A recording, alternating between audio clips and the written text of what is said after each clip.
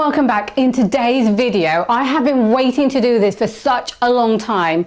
I have got a really long extension lead. I think it might have been at one point a lawnmower cable, and someone has just put that on it, which I'm happy to use. But I came across this. Somebody was throwing out one of these, and I thought, wouldn't it be great to merge the two together? Only I was waiting for my very competent and abled handyman to come along, and he's here. He came today. Hi Spence. Hi Shaz, how are you today? I'm really well, but you know what we're going to do today? I've just told you. Well, I don't believe I just called in on the off chance and you've got a project for us to do straight away, and that is amazing. Yep, so without further ado, let's get on with it. Okay, let's get on with it. There's 4 screws. Going to just take those off.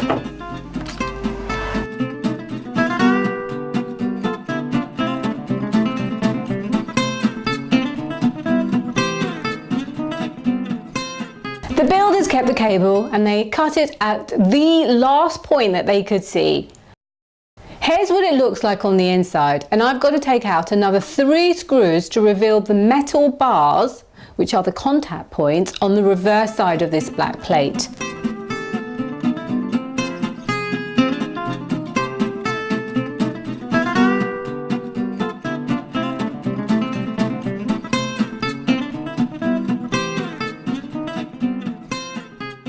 Spence identified the reason why it had stopped working.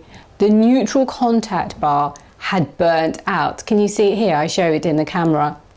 I just take out my soldering iron, and whilst that's heating, I give it a good clean.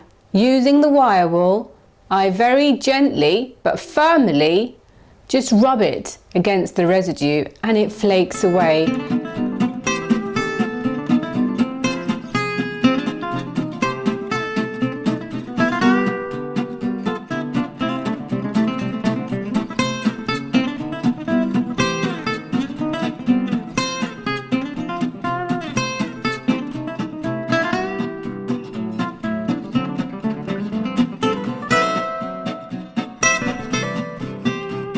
So for the hard to reach areas, I use the screwdriver, prise it into the wire wool, making sure that the wire wool is just getting to the point where it's removing that bit that's burnt, to make sure the inside is also clean.